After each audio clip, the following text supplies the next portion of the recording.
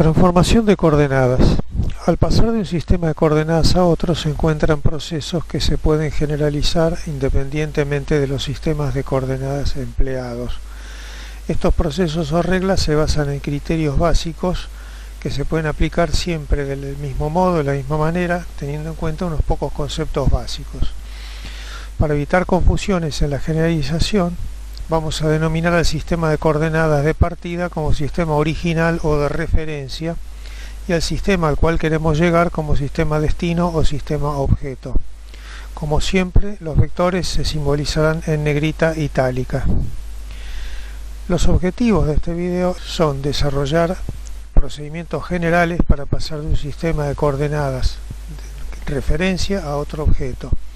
El procedimiento nos lleva a encontrar un operador conocido como matriz de transformación o más genéricamente tensor de transformación, como se mostrará más adelante.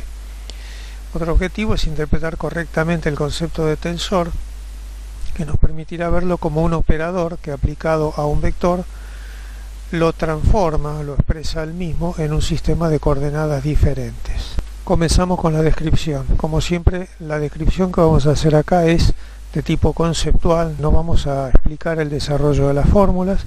Para eso se recomienda tener el documento impreso o en una pantalla para completar el estudio. Bien, el procedimiento se basa en un concepto sencillo. En ambos sistemas la representación de un punto, o más específicamente la distancia del origen del sistema de coordenadas a un punto cualquiera, será representada por un vector, que es el vector representativo del punto, y debe ser la misma en cualquier sistema de coordenadas. Es decir, el vector es un objeto invariante en cualquier sistema de coordenadas. En el sistema de coordenadas de referencia, que en este caso va a ser un sistema cartesiano ortonormal, es el sistema que vamos a elegir para poder simplificar las ecuaciones, pero debe quedar sobreentendido que sería el mismo procedimiento para cualquier sistema de coordenadas. Como sistema objeto vamos a elegir también un sistema de coordenadas cartesiano, ortogonal y ortonormal, coincidente con el de referencia. En el origen, en realidad la transformación a dos sistemas con diferente origen es bastante sencilla, así que vamos a elegir el mismo origen para que se simplifiquen las ecuaciones, pero el pasaje de un sistema a otro va a ser trivial. Y lo que vamos a utilizar acá como dos sistemas, referencia y objeto, es un sistema rotado, un cierto ángulo phi. Finalmente, en el presente video vamos a hacer una representación algebraicamente en 3 dimensiones, pero los gráficos se van a mostrar en general en 2 dimensiones para que sean más claros. Vamos a utilizar como siempre la nomenclatura de componente vectorial compuesta por un vector base, que es una magnitud vectorial, y una componente escalar, que es un factor de escala. Como se puede apreciar en la figura 1, el vector R tiene componentes escalares en el sistema de coordenadas x, y denominados R sub x y R sub y, marcados en azul respectivamente en el sistema X. En el sistema X' y', las componentes escalares son Rx' y Ri' respectivamente. En ambos sistemas el vector debe ser el mismo, por lo que la representación mediante R sub x y R sub y debe ser igual a la representación mediante R'x y R' sub y. Es decir, que podemos establecer la siguiente ecuación vectorial. El vector R es igual a R sub x por el versor y más R sub y por el versor j, y esto a su vez va a ser igual a R sub x' por el versor y' más R sub y' por el versor j'. Para el vector base y', por ejemplo, ocurre lo mismo que ocurre para el vector R, y lo mismo va a ocurrir para j'. Estos versores van a tener componentes que son sus proyecciones sobre x e y. Es decir, que en el sistema x', y' tiene una sola componente sobre x', es el mismo vector y' mostrado en rojo, pero en el sistema xy tiene dos componentes, como se indica en la figura 1'. en este caso rotada para que se vea más claro. El versor Y' tiene la componente sobre el eje X A por I y B por J, donde A y B son una cantidad cualquiera que habría que determinar. Entonces podemos escribir que I' y J' equivalen a este sistema de ecuaciones llamado sistema de ecuaciones 1. I' es igual a A por I más B por J, y J' es C por I más D por J. Por otra parte, el vector R puede representarse en el sistema X', Y' como se indicó anteriormente. R sub X' por Y' más R sub Y' por J'. Y reemplazando en las ecuaciones 1 en las ecuaciones 2, podemos establecer la ecuación 3 por un simple reemplazo. Pero como el vector R permanece invariante al pasar de un sistema a otro, y también debe cumplirse que R es igual a R sub X por Y más R sub Y por J. Luego, por comparación con la ecuación 3, podemos decir que R sub X es la magnitud A por Rx' más C por Ri', y R sub I es B por Rx' más D por Ri', y esto lo llamamos sistema de ecuaciones 4. Las ecuaciones 4 pueden resultar algo confusas en la primera lectura porque, como se puede ver, no son ecuaciones vectoriales, son ecuaciones lineales.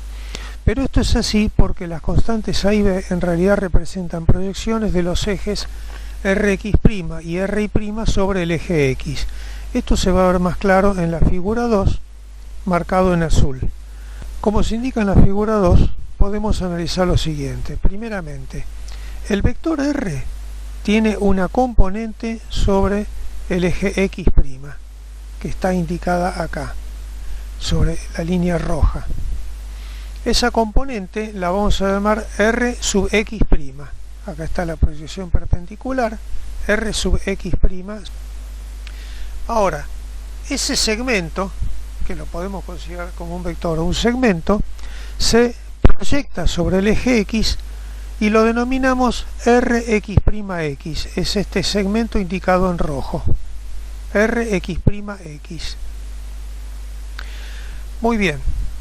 Ahora vemos también que el vector R tiene una proyección sobre el eje Y', y la llamamos R sub Y'.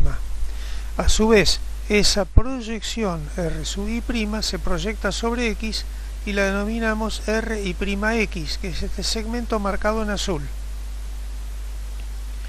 Y podemos ver que si a Rx' le restamos el segmento marcado en azul, acá tenemos menos R'X, obtenemos directamente Rx. Lo que hemos visto gráficamente es lo que se va a expresar en las ecuaciones, por lo tanto podemos deducir las componentes de el vector R en el sistema X', Y' en función de las componentes en X, como se indica en este sistema de ecuaciones. Entonces, vemos que el pasaje de un sistema a otro es relativamente sencillo. No vamos a resolver acá las ecuaciones, eso se va a ver a continuación, pero sí podemos ver cuál va a ser la forma de estas ecuaciones. Ahora bien, como pretendemos que este sistema sea genérico en cualquier sistema de coordenadas, en este punto conviene trabajar con variables indicadas. O sea, en lugar de hablar de X e Y, vamos a hablar de X sub Y, porque de este modo podemos decir que X sub 1 es X, X sub 2 es Y, X sub 3 es Z, y así sucesivamente. Independientemente de la cantidad de dimensiones que tenga nuestro sistema de coordenadas, el procedimiento que vamos a ver es siempre el mismo. Entonces ahora podemos escribir las ecuaciones anteriores de forma indicada. X'1 es igual a una constante A11, porque relaciona X'1 con X1, más A12, porque relaciona X'1 con X sub 2, y X' sub 2 es igual a A21, porque relaciona con X1, y A sub 2 porque relaciona con X sub 2. O sea, es decir, el primer subíndice está dado por el índice de la variable objeto. El segundo subíndice está dado por índice de la variable de referencia. Entonces con esta nomenclatura escribimos las dos ecuaciones.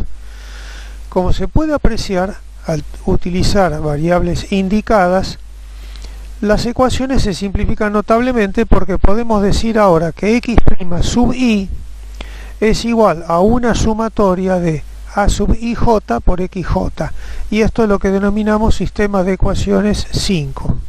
Vamos a analizar ahora las conclusiones hasta este punto y con esto ya se concluye el video. Primera conclusión, que es el punto de partida. El vector r en el sistema de referencia que denominamos x y z, por ejemplo, deberá ser el mismo que en el sistema objeto, x' y z'. Del mismo modo ocurre con los vectores base, que en este ejemplo utilizamos i, j y k. Va a ocurrir lo mismo con i', j' y k'. Es decir, tomando por ejemplo el vector i', el mismo tendrá proyecciones sobre los tres ejes x y z, las que serán igual a una cierta magnitud escalar multiplicando los versores i, j, k. Es decir, que i' es igual a sub i más bj más ck. Para el desarrollo de las ecuaciones se suponen conocidos el vector r y sus componentes escalares en el sistema x y z, o sea, r sub x, r sub y, r sub z, que serán igual a los productos escalares del vector r por los vectores base i, j y k. Se suponen conocidos los vectores base del sistema objeto que denominamos i', j' y k' y sus componentes escalares en el sistema de referencia x y z, o sea, i' sub x, i' sub y, i' sub z, etc. Ahora bien, a los efectos de expresar la transformación de forma matricial, los escalares se representan mediante constantes como ser en este caso m sub ij. Por lo tanto, podemos escribir una ecuación genérica que es i' es m11 por i, m12 por j, m13 por k, m21 por i, m22 por j, m23 por k, y así sucesivamente, de donde se pueden deducir los vectores base i', j' y k'. Se recomienda ver como referencia el documento o el video Sistemas de coordenadas no ortogonales. Las ecuaciones 6 se pueden escribir de forma simplificada mediante el producto matricial i', j', k' es igual a la matriz M por el vector i, j, k. La transformación inversa se obtiene con la matriz inversa, es decir, i, j, k es m menos 1 i', j', k', donde m menos 1 representa la matriz traspuesta. M-1 se obtiene transponiendo filas por columnas de la matriz originante, la transformación original, M11, M12, M13, M21, M22, M23, etc. sucesivamente. Estas matrices, la matriz directa y la inversa, coinciden con la traspuesta debido a que se trata de matrices ortogonales. En una transformación de coordenadas, las nuevas componentes se pueden expresar como una combinación lineal de componentes, las originales como indica la ecuación 5, repetida a continuación.